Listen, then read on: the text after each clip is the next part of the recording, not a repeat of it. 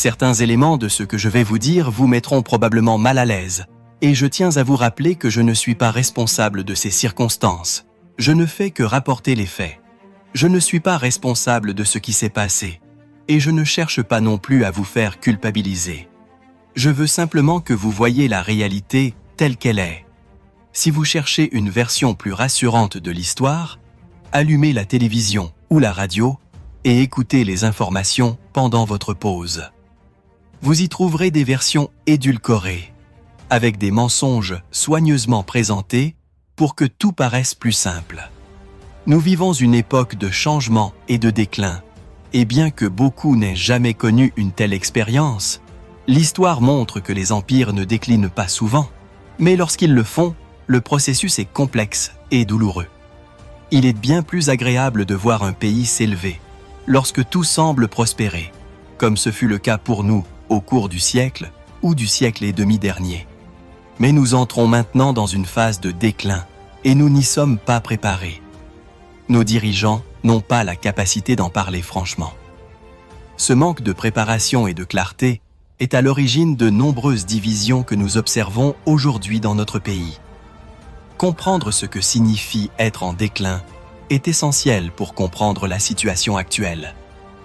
Pour mettre les choses en perspective, les États-Unis ont perdu la guerre du Vietnam. Oui, nous avons perdu, et cela surprend beaucoup de gens lorsqu'ils l'entendent, même les étudiants qui n'en avaient jamais entendu parler auparavant. Grandir avec l'idée que l'Amérique ne gagne que des guerres laisse beaucoup de gens incrédules lorsqu'on leur dit le contraire. La guerre était menée contre le Parti communiste du Nord-Vietnam, qui continue de diriger le pays depuis le retrait des États-Unis en 1975. Ce n'est pas une invention. Toute recherche fondamentale le confirmera.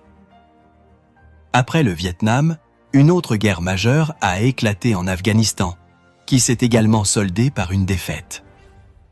Cette guerre a été menée contre les talibans, qui dirigent désormais le pays, signe clair que le conflit était perdu.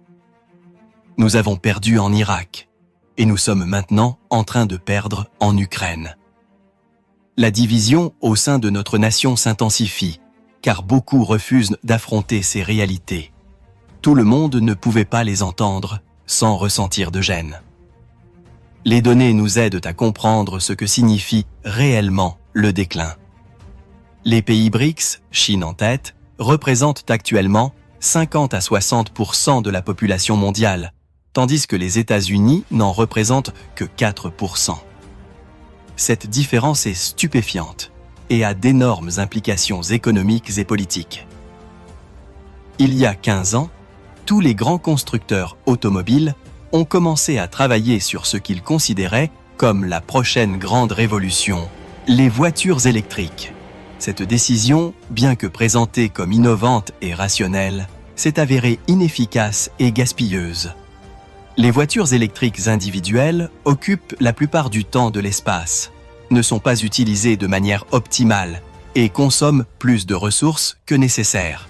Une alternative plus rationnelle aurait été de mettre en place un système de transport en commun performant, avec des trains et des bus fréquents et efficaces, bien moins coûteux et plus utiles à la société. Or, ce qui s'est produit, c'est l'apparition des voitures électriques individuelles, présentées comme l'avenir de la mobilité, mais conçues avant tout pour générer du profit.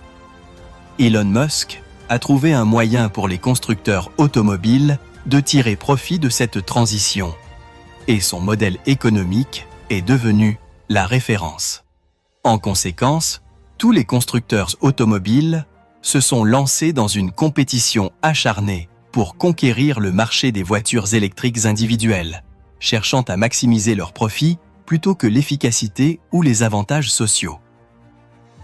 Parmi toutes ces entreprises, l'une d'elles s'est démarquée, BYD, une entreprise chinoise qui produit des voitures électriques de haute qualité à des prix inférieurs à ceux de n'importe quel constructeur américain. Cependant, ces voitures ne circulent pas sur les routes américaines en raison des droits de douane qui en doublent le prix, obligeant les citoyens à payer beaucoup plus cher pour acheter un produit national similaire. L'effet est clair. Ford, General Motors et d'autres entreprises bénéficient de la protection tarifaire, mais les consommateurs et l'économie dans son ensemble y sont perdants, car leur compétitivité et leur efficacité sont limitées.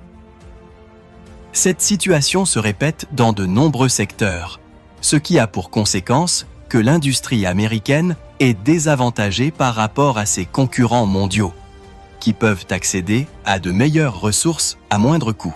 Parallèlement, la richesse aux États-Unis s'est concentrée au sommet au cours des dernières décennies. La classe moyenne a perdu du terrain, frappée par les pandémies, l'inflation et le déclin économique du pays. La classe ouvrière, confrontée à ces difficultés et au sentiment d'être sans issue, commence à ressentir frustration et colère. Ce type de mécontentement social a eu des répercussions historiques, comme en Allemagne dans les années 1930, où le mécontentement de la classe ouvrière a permis à des figures extrémistes d'accéder au pouvoir. Aujourd'hui, bien que les circonstances ne soient pas identiques, l'histoire montre comment les troubles économiques et sociaux peuvent avoir de graves conséquences s'ils ne sont pas résolus.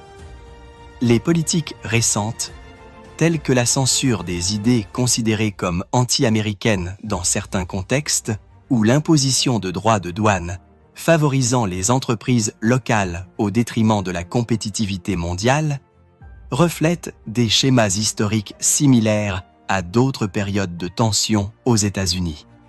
Dans les années 1950, par exemple, des comités persécutaient des personnes pour leurs idées, les forçant à quitter leur emploi et leur pays.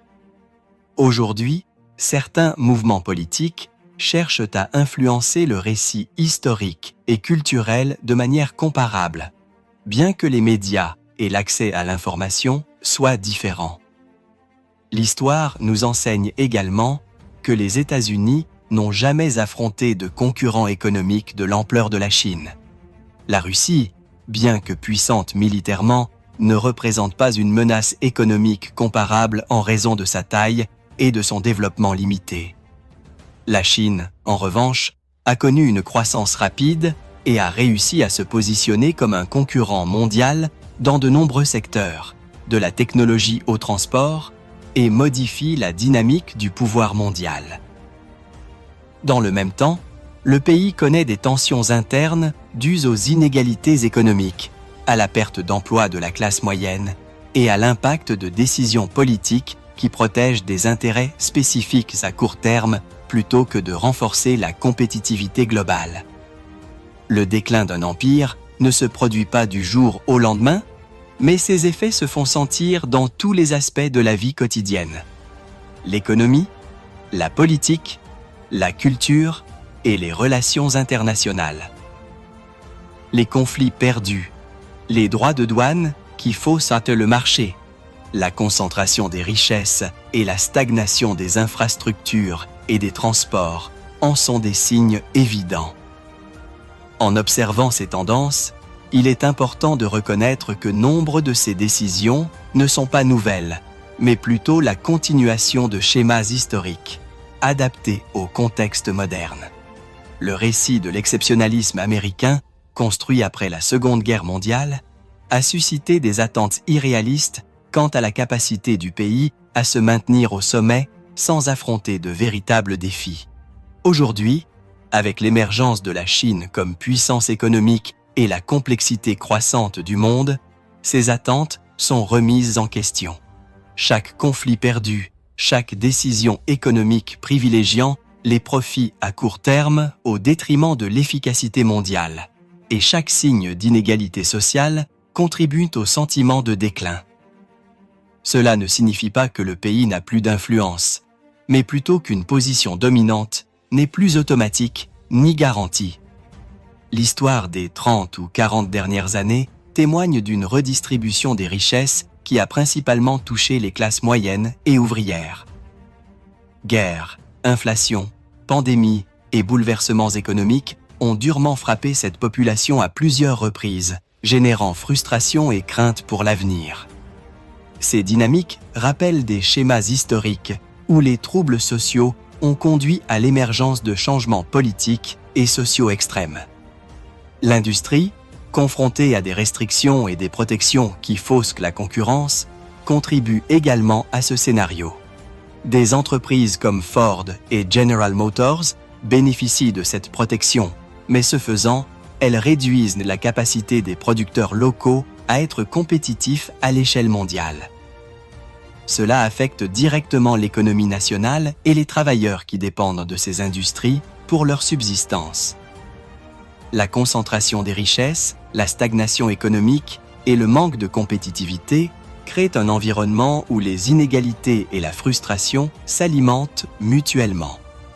Parallèlement, d'autres pays, comme la Chine, progressent, développent de nouvelles technologies et de nouveaux produits avec plus d'efficacité et consolident leur position sur le marché mondial, démontrant ainsi comment une stratégie et une vision à long terme peuvent surmonter les obstacles internes. Les transports, l'industrie et la technologie illustrent clairement comment les décisions macroéconomiques affectent la vie quotidienne de millions de personnes, de la mobilité à l'accès aux produits et services. L'histoire montre que les empires en déclin sont confrontés à des défis complexes sur de multiples fronts, militaires, économiques, sociaux et culturels. Les États-Unis subissent simultanément plusieurs de ces facteurs, ce qui explique le sentiment général d'incertitude et de tension. Les droits de douane, les guerres, la perte d'influence économique et la concentration des richesses créent un cycle qui renforce la perception du déclin. Le discours sur l'exceptionnalisme et la supériorité, constant depuis des décennies, commence à se heurter à la réalité mondiale. L'émergence de concurrents sérieux et l'incapacité à s'adapter rapidement aux nouveaux modèles économiques et technologiques révèlent des vulnérabilités jusque-là invisibles. L'histoire de la politique intérieure reflète également des schémas du passé. La censure des idées jugées anti-américaines à différentes époques, les conflits autour des récits culturels et la manipulation de l'information sont des éléments qui réapparaissent, démontrant comment la société tend à répéter certains cycles. Sur le plan international, la concurrence avec la Chine représente un changement structurel majeur. Sa croissance économique, technologique et infrastructurelle a modifié la dynamique mondiale. La capacité de la Chine à produire des voitures électriques performantes, par exemple, montre comment une stratégie cohérente et à long terme peut surmonter les obstacles internes des autres pays. À l'inverse, les décisions prises aux États-Unis privilégient souvent les intérêts à court terme, préservant les gains immédiats plutôt que de renforcer la compétitivité et l'efficacité globale. Tout cela contribue à un sentiment de déclin, non seulement économique, mais aussi social et culturel. L'histoire montre que la combinaison de conflits externes, de décisions internes et d'inégalités économiques crée des conditions susceptibles de transformer la stabilité d'une nation. La classe moyenne, malmenée par des chocs économiques et sociaux successifs, se trouve dans une position vulnérable. L'histoire montre que les populations dans cette situation peuvent être influencées par des discours ou des mouvements extrêmes qui promettent des solutions miracles, même si les résultats sont imprévisibles. Toute décision politique, économique ou sociale doit être évaluée dans ce contexte. Les actions qui semblent protéger des intérêts immédiats ont souvent des effets secondaires qui fragilisent la position globale du pays. Le déclin ne signifie pas nécessairement un effondrement immédiat, mais il indique que la capacité de leadership et d'adaptation est mise à rude épreuve. Guerre perdue, barrières commerciales, concentration des richesses et manque de compétitivité dans les secteurs stratégiques sont des signaux d'alarme qui démontrent comment l'accumulation de décisions influence la position mondiale. Parallèlement, le discours de supériorité et d'exceptionnalisme se heurte à la réalité d'un monde multipolaire, où des concurrents stratégiques peuvent surmonter leurs avantages historiques grâce à l'efficacité, la technologie et une vision à long terme. Chacun de ces facteurs interagit, générant un scénario complexe où les signes de déclin se renforcent mutuellement. L'histoire offre des enseignements clairs. Préparation, adaptabilité et transparence sont essentiels au maintien de l'influence et de la prospérité d'un pays. Ignorer ces signes, protéger ses intérêts immédiats au détriment de l'efficacité mondiale et ne pas s'attaquer directement aux défis contribuent à un cycle parfois difficile à inverser. Les 50 dernières années montrent comment ces dynamiques se sont manifestées aux États-Unis. Pertes militaires, concentration des richesses, politique intérieure limitant la compétitivité et émergence de nouveaux concurrents mondiaux.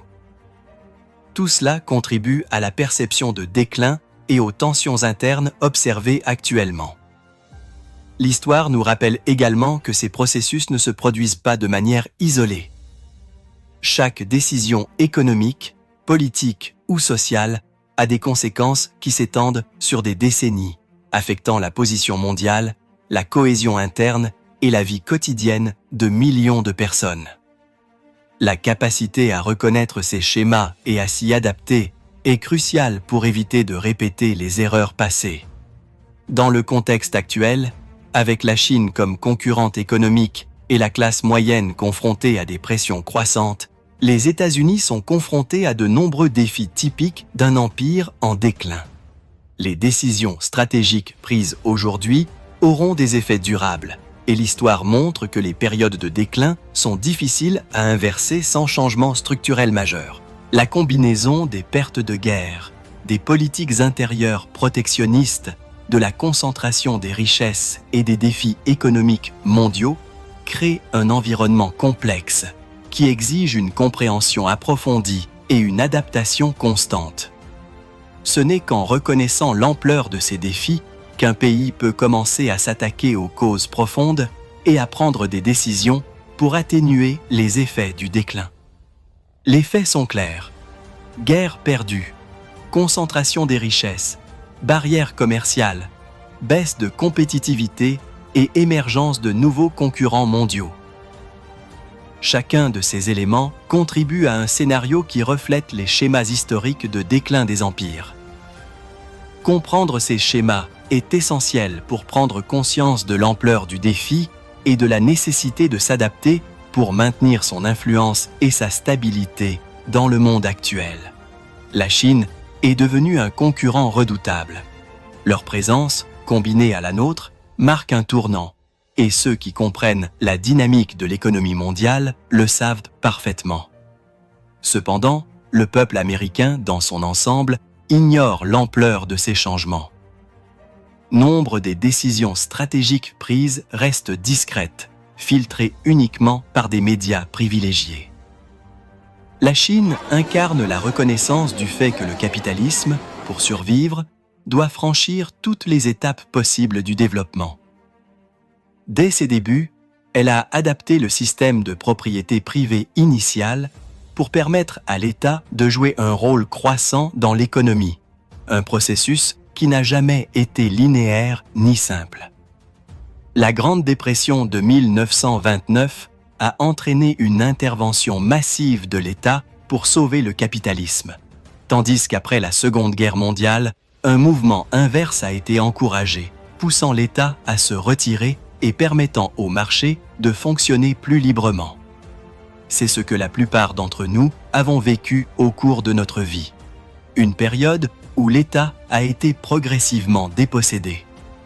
Certains affirment que l'arrivée de personnalités comme Donald Trump marque la fin de cette époque, même si ce qui est crucial pour comprendre le cas chinois est qu'ils ont connu un modèle différent. L'histoire récente a vu naître un capitalisme avec un État minimal, suivi d'une intervention de l'État sous Keynes pendant la Grande Dépression, puis du développement de systèmes comme le socialisme scandinave qui combinait réglementation et services sociaux publics avec une prédominance du secteur privé pour la plupart des biens et services. À l'inverse, l'Union soviétique se qualifiait de socialiste. À l'instar de la Scandinavie, mais en pratique, Cela signifiait que l'État assumait le contrôle absolu des entreprises sans modifier la structure patronale salariée. Un petit groupe, composé de propriétaires, de directeurs et de conseils d'administration, détenait tout le pouvoir, tandis que la masse des travailleurs restait subordonnée, avec peu de contrôle sur leur propre travail et leur production. L'essence même de cette relation, où le pouvoir et le surplus sont concentrés entre les mains d'une minorité, est le fondement du capitalisme, et cela vaut que les propriétaires soient privés ou que l'État intervienne. Ainsi, la structure capitaliste perdure des petites entreprises aux grandes entreprises modernes, et la dynamique patronale salariée demeure l'axe central de ce système. La Chine représente l'exploration la plus récente de cette dynamique. Il ne s'agit pas d'un capitalisme privé à la manière de la Grande-Bretagne ou des États-Unis, ni du modèle soviétique de contrôle étatique total, ni du modèle scandinave intermédiaire de prédominance privée et de régulation étatique modérée. La Chine a développé un modèle hybride. Environ 50% de la propriété privée est sous contrôle étatique, et les 50% restants sont administrés directement par l'État et le Parti communiste. Cette évolution n'est pas seulement conceptuelle. Elle s'est avérée très productive en très peu de temps, comparable aux réalisations les plus spectaculaires des monarchies absolues du féodalisme européen. La raison de ce succès est claire. Ce modèle a permis au pays de sortir de l'extrême pauvreté, l'objectif principal de ses dirigeants, après plus de 100 ans d'humiliation et de retard économique, un phénomène qui a également touché une grande partie du Sud, notamment l'Afrique, l'Asie et l'Amérique latine. La priorité de la Chine n'a pas été de débattre de la supériorité du capitalisme sur le socialisme, mais de veiller à ce que la population puisse améliorer concrètement ses conditions de vie, échapper à la pauvreté et commencer à bénéficier d'une meilleure qualité de vie. Le Parti communiste chinois a compris que la clé résidait dans l'équilibre entre contrôle et liberté. Permettre aux entreprises privées de prospérer sous la supervision de l'État tout en conservant le contrôle des secteurs stratégiques. Cette approche a permis au pays de croître avec un risque calculé, explorant une stratégie hybride à parts égales, combinant le meilleur des deux mondes. Aujourd'hui, en 2025, la Chine domine de nombreux secteurs sans réelle concurrence. L'Europe, malgré des siècles de préparation, ne parvient pas à concurrencer les technologies de pointe principalement originaires des États-Unis ou de Chine. Des entreprises comme BYD, leader du secteur des voitures électriques, ont connu une expansion mondiale grâce à un modèle efficace, sans droits de douane restrictifs sur de nombreux marchés. À l'inverse, les voitures électriques américaines sont confrontées à des droits de douane élevés, ce qui augmente considérablement leur prix final et réduit leur compétitivité, malgré le fait que les constructeurs détiennent eux-mêmes des actions dans des entreprises chinoises. Cela démontre l'efficacité exceptionnelle de la stratégie chinoise et que, malgré la persistance de défis et de risques, la productivité et la croissance ont été remarquables. L'histoire montre clairement que chaque modèle de capitalisme a traversé différentes phases et que la Chine représente la dernière itération d'un système qui s'adapte à son contexte. L'intervention de l'État a varié au fil du temps, du minimalisme des débuts du capitalisme à la création de systèmes hybrides hautement productifs, en passant par une intervention nécessaire lors des crises économiques. Ce processus montre que la relation entre employeurs et employés reste centrale. Parallèlement, dans le monde occidental, la pauvreté continue de se reproduire malgré l'abondance. Les guerres contre la pauvreté se sont répétées à intervalles de quelques décennies, sans résultat durable. Marx, il y a plus de 150 ans, a identifié la racine du problème. Il ne suffit pas d'améliorer les conditions de travail des travailleurs, de leur offrir des salaires plus élevés ou de meilleurs avantages sociaux. Le véritable problème réside dans la structure même du capitalisme, où quelques personnes prennent les décisions fondamentales et concentre richesse et pouvoir. En pratique, cela signifie que ceux qui dirigent les entreprises et décident de la production, des investissements et de la répartition des ressources constituent un petit groupe, tandis que la grande majorité effectue le travail sans contrôler le surplus généré. La concentration du pouvoir est inhérente au capitalisme et ne peut être résolue uniquement par des réglementations ou des ajustements mineurs. Toute tentative d'améliorer les conditions de travail sans modifier les relations structurelles équivaut à offrir une meilleure alimentation à un esclave sans l'affranchir lui-même. Par conséquent, les problèmes de pauvreté et d'inégalité persistent et la richesse se reproduit parallèlement à la pauvreté. Les changements structurels proposés visent à introduire des principes démocratiques sur le lieu de travail. Il ne s'agit pas de négliger l'importance de la spécialisation ou de l'expertise technique, mais plutôt de créer un système où tous les travailleurs peuvent participer à la prise de décision. L'idée est qu'après avoir écouté les experts et compris les implications techniques, chaque personne impliquée est voix au chapitre. La pratique n'est pas théorique. Toutes les décisions d'une entreprise sont éclairées par des experts, mais sont finalement prises par un conseil d'administration qui n'a pas forcément une connaissance directe des détails techniques. Dans un système démocratique interne, chaque travailleur aurait voix au chapitre, et le processus de délibération collective pourrait conduire à des décisions aussi efficaces, voire plus efficaces, que celles d'un conseil d'administration traditionnel. L'essence de ce changement ne réside pas seulement dans la répartition du pouvoir. Il s'agit de transformer l'organisation de la production. La structure hiérarchique traditionnelle concentre le pouvoir entre les mains de quelques-uns, tandis qu'un système démocratique cherche à le répartir équitablement, en veillant à ce que les décisions reflètent les points de vue de tous les acteurs du processus de production. Cela s'inscrit dans la continuité de la critique de Marx.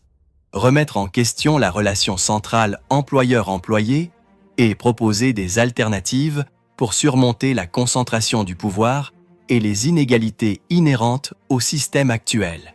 Dans le contexte international, cette réflexion est liée à la concurrence entre les pays et à l'évolution des modèles économiques. La Chine a expérimenté un modèle hybride combinant propriété privée et contrôle étatique, enregistrant une croissance extraordinaire en un laps de temps relativement court. Ce modèle permet à la nation de surmonter les défis structurels auxquels d'autres pays sont confrontés depuis des décennies, générant simultanément productivité et réduction de la pauvreté.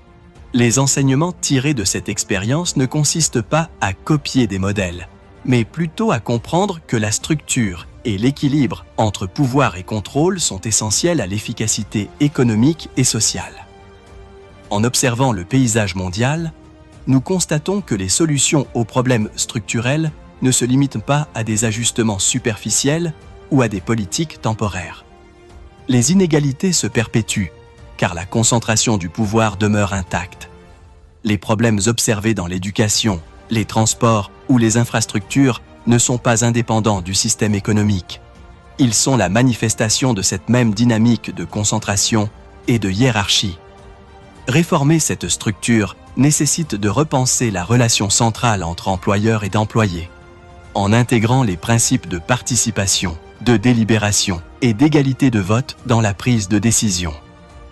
Dans ce contexte, il est essentiel de reconnaître que l'histoire nous montre la persistance de ces structures.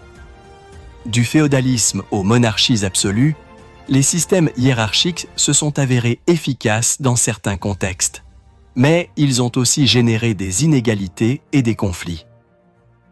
Le défi contemporain consiste à appliquer les leçons historiques au capitalisme moderne, en créant des formes d'organisation alliant efficacité, productivité et équité. En ce sens, la Chine a exploré un modèle intégrant le contrôle étatique et l'initiative privée, parvenant à un équilibre qui a considérablement stimulé le développement économique et social du pays. La dernière réflexion est que les problèmes auxquels nous sommes confrontés ne sont pas nouveaux, mais que la manière de les résoudre peut évoluer. L'expérience chinoise montre que les systèmes hybrides peuvent générer de la croissance et réduire simultanément la pauvreté.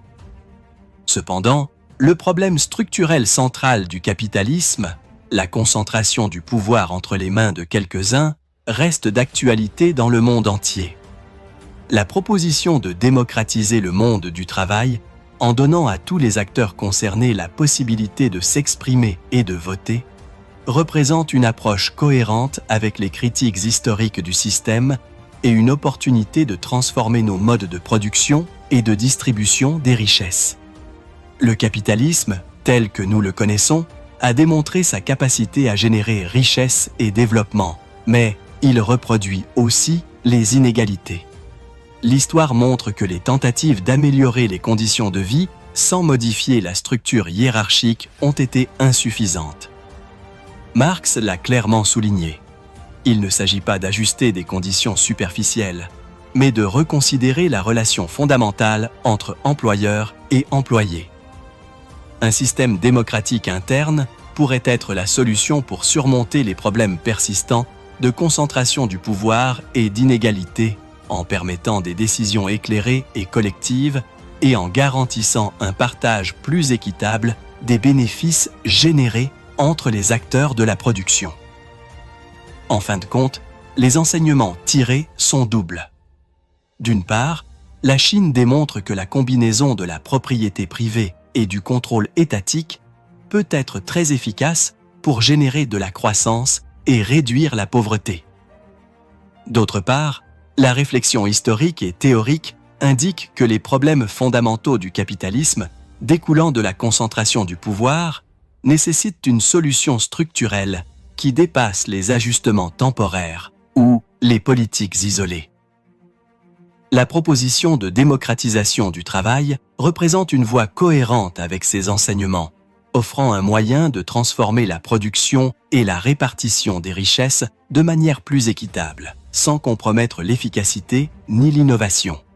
Le monde actuel, marqué par la concurrence technologique, les inégalités persistantes et les défis économiques, démontre la nécessité de repenser l'organisation du travail et la répartition des bénéfices de la production. L'expérience chinoise et la critique historique du capitalisme convergent sur un point central: l'importance de la structure et des relations de pouvoir au sein de l'économie.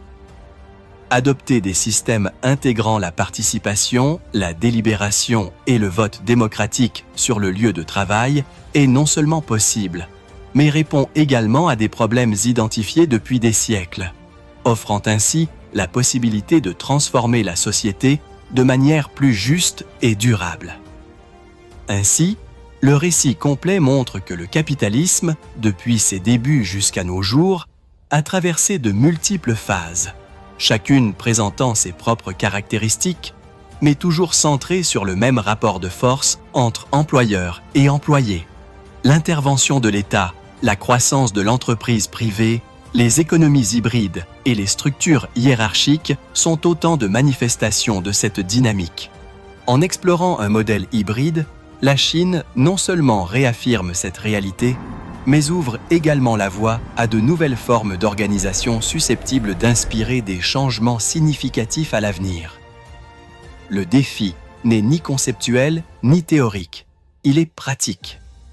Comment organiser la production afin que la richesse et les ressources générées profitent à tous et non à une minorité? Comment concevoir des systèmes où chaque voix a son importance, sans sacrifier l'efficacité ni la spécialisation technique? Comment maintenir la productivité tout en garantissant l'équité? Telle est la question centrale qui traverse l'histoire économique et qui reste d'actualité. En fin de compte, le récit complet révèle que l'expérience historique, combinée à l'analyse actuelle de systèmes comme celui de la Chine, nous permet de comprendre que les problèmes structurels du capitalisme ne peuvent être résolus par des ajustements superficiels. Une approche approfondie est nécessaire, prenant en compte les relations de pouvoir à l'œuvre, la participation démocratique et la répartition équitable des bénéfices.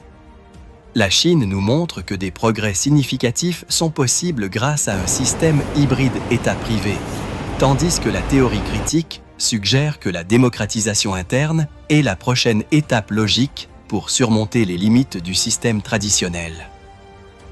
Le parcours historique et contemporain démontre que les défis du capitalisme, de la concentration des richesses à la persistance de la pauvreté, sont universels et intemporels. La recherche de solutions implique de comprendre sa structure sous-jacente et d'explorer des alternatives permettant de redistribuer le pouvoir et les profits. La démocratisation du monde du travail s'inscrit dans cette logique, offrant un mécanisme pour transformer les relations entre ceux qui produisent et ceux qui décident, garantissant ainsi un partage plus équitable des richesses générées.